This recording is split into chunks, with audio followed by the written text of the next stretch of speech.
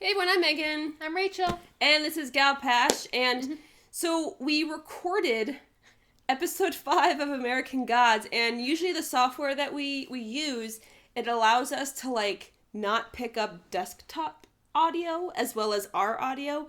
But me being an idiot, I forgot to check the don't pick up desktop audio.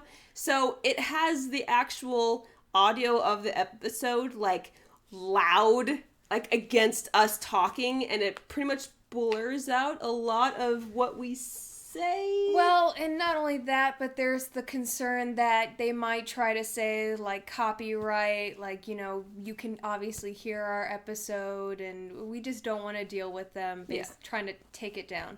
So we're just gonna do our review of it. I mean, you'll see some clips of us watching, interjected, but it's going to be a little bit different than the way we normally do it. Well, here's a quick rundown of our, reactions to shit. And go. I thought it might be nice if I were warm to the touch. No. In the event you were thinking of touching me. No. Oh, this is not what I thought. You're kissing me. No. I don't want you kissing cold lips. No. It ain't happening. Wanted to, but at the same time he was repulsed by her. She's a dead body. You can't be getting up on that. I'm sure there are some things about our marriage that we're gonna have to work on. Bitch, you got stitches down your tummy.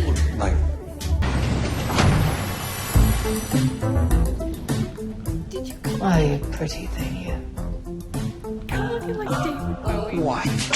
You have an image problem. You need to think about your brand. How you want the world to see you. How you want Mr. World to see you. Tasked with asking a few questions, you hang up. So new, I love it though. You've got your transmission and your live wire, but your circuit's dead. He was fucking with me. I told him not to fuck with me. Take a look at you. Beating up the wrong guy. You're a good kid, just not good with mass delusions are as old as I am. I was there when the Martians invaded in 1938. Was a panic. Powerful panic. Now there are star men waiting in the sky. They believed it was true, and it was. Not everyone believed. Not everyone had to. Just enough. That's all Mr. Wednesday needs. Just enough. Maybe just one. For those who don't know, Rachel is the biggest David Bowie fan. Loves him. We have his records. Oh, and you're getting teary. Your boss doesn't seem to have an ID, record, somehow even a name. You got all those, Mr. Moon. Record especially. Freeze! Oh, no. Hands up! Remember, bad luck. She ain't dead! She ain't dead. See? Fake dead. Oh, you're an asshole. You're a fucking asshole, dead wife. You're a fucking asshole, dead wife. You're an asshole, dead wife! That is so funny. Oh, you're a fucking asshole. You're a fucking asshole. She is not dead. Oh, it's so funny. Oh no. Oh no. Oh no. I don't feel comfortable. Oh! Is it our favorite person? Yes. What's up, girl? I love Lucy. How the fuck are you floating? Happy birthday, Mr. President. I love her. Billie Jean is not my lover. She's not exact. Well, his things were light up as he walked. No. I have to start with an apology. I've been remiss. I should have reached out to you ages ago. You're so fucking creepy. Wouldn't they have noticed the fact that she has the marks on her as if she's already had an autopsy? Why is he looking at Shetland ponies? You like ponies. I do like ponies, but I'm not working in a morgue and Googling ponies. I'm feeling she's in there. Let me out. Honestly, if I started seeing that, I'd just run. I'd turn the other way and run. Oh, well, now he's dead. I don't think he's getting his pony. I don't think he's getting the pony either. And done. Okay. Okay. So that was our quick, all the ones that we could put in for reactions that weren't, we couldn't really talk through them, but anywho. Yeah. But your favorite part was Gillian Anderson as David Bowie. Yes. If you saw in the reactions, I kind of got emotional and everything because I'm a huge David Bowie fan, and his death kind of hit me really hard. And so when she talks about starmen in the sky, I kind of get a little teary. And and those of you who know us know that I don't cry often. It's really hard for me. So yeah, I'm the one who's very just kind of watching it but keeping a distance, but I couldn't keep a distance on that one. So yeah, but that was definitely my favorite. She did a fantastic job.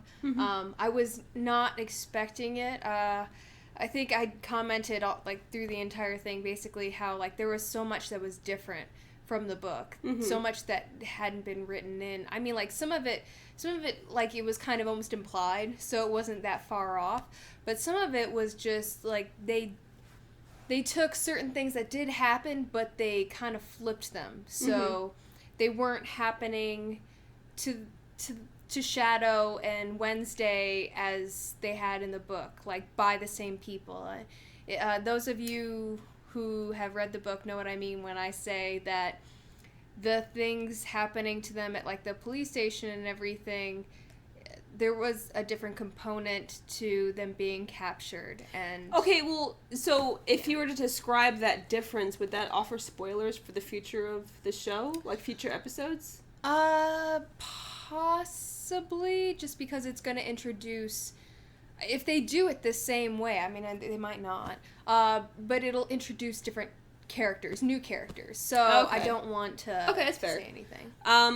And yeah, one of the things I was talking about also was that the old gods, because of the new gods being, the access to information, and the internet and everything like that people could learn about the old gods, so you'd think that the old gods would actually benefit from the existence of the new gods, and you pretty much explained no, just knowing about the old gods doesn't actually mean they'll be worshipped, because there's a difference between being a novelty and being actually worshipped. So it actually wouldn't benefit the old gods just so that, just because the new gods exist. Yeah, there's the whole idea, the gods are big on sacrifice, the old gods especially are big on sacrifice, and people, I mean, there might be a few that might, through, using resources like the internet and things like that, they might become interested in the gods in that way, and then might become, in their own way, devout followers. I mean, obviously these old gods haven't died, so there still are people who believe in them, but there's a difference in, just the average Joe going out there and getting on the internet. Googling Odin. Yeah, getting interested in him enough to believe in him versus just being interested enough to kind of be oh, he was cool and everything, but there's no belief system, there's no worship, there's no sacrifice, and they need worship. So I mean, they're like you said, it's a novelty, it's not the same. So the new gods really wouldn't help the old gods nearly as much. They need blood, they need something something that dies for them. Yeah. That's what they need. Well, not necessarily dies all the time, do they? Does it have to be death all the time? For certain gods, no.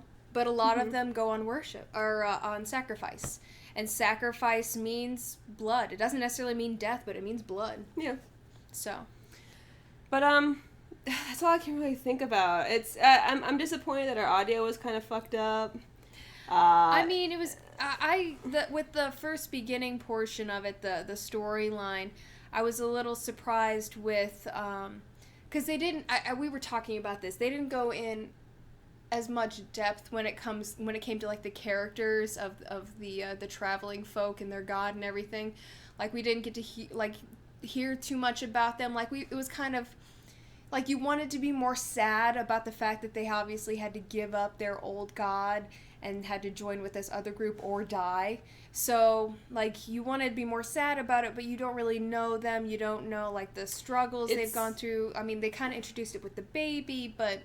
It's hard to empathize with characters when you don't go into a lot of detail, I guess. Or at least enough detail. But you really can't do that in a, like, the first 2 minutes of a TV show. It's true. It's true. So. It's just, it kind of threw me, I suppose, because there were other stories that they paid more attention to, that they gave more time to. And this story they kind of glossed over. I suppose they were doing it as a sort of, like, it's more of a story to tell you that gods do die. And that, you know, sometimes gods have to die and new gods take their place, and that's a natural order of things. Yeah, I think that's pretty much the reason why they put that specific one in for this one, especially because they had the interaction between the old gods and the new gods for this episode. So I mean, I liked it. I just suppose that I wanted to care more about, like, the god dying. Like, I don't know. Like, there was just because there was more in it for the book. Like, there was more people. There was more of a tension and everything between, you know, the medicine woman, the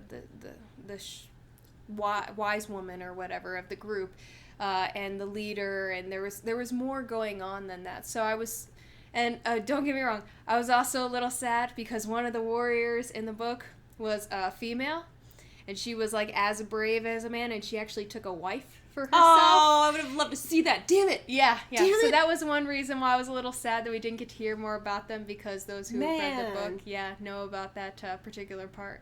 And but you also got to read in the book how the old guy who was traveling along with them, when he passed away, all of a sudden the wife wasn't able to produce children anymore, and the warrior wasn't able to do the man thing with her wife anymore. Seriously, Anakin? You just gotta do this, huh? Yep, this is what he does. Alright. It happens. But, I mean, so there was that part which was interesting, and then the portion with the wife, you know, her coming into Shadow's life and expecting everything to be how it was. She's, you know, asking if he could be her puppy. And No, you he's saying can't. no. Yeah, like, I mean, considering the fact all she put him through, and the fact that he didn't pull away when she kissed him, like, you were, like, on edge, like, Shadow, go away. Don't you do yourself wrong. Because he went out and he got her cigarettes, you know, he was... It's a lot of fun. Yeah, it was a lot of fun. It was, he was sweet to her and everything else. Well, not sweet, but he was doing her bidding, like you said, like a puppy. So, it was nice to see him finally put his foot down and go, no. Kitty. Yes. Kitty. Anyway. Yeah, you get distracted by the kitty. I do. How do you not get distracted by kitties and pets? I have the attention span of, like, a gnat. Anyway. Oh, that's fur. Anywho. Oh, please don't. I just vacuumed. Anyway, we're going to leave it at that. Again, sorry for the messed up audio that we had this time around. I hope that you got to see some decent reactions and everything of us watching it.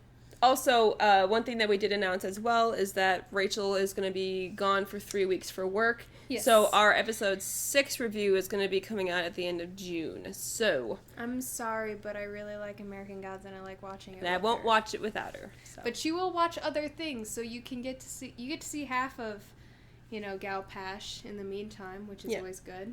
Yeah, don't you put it on the ground. I won't. Anyway. So I'm Megan. And I'm Rachel. And we'll see you guys later. Bye. Bye-bye.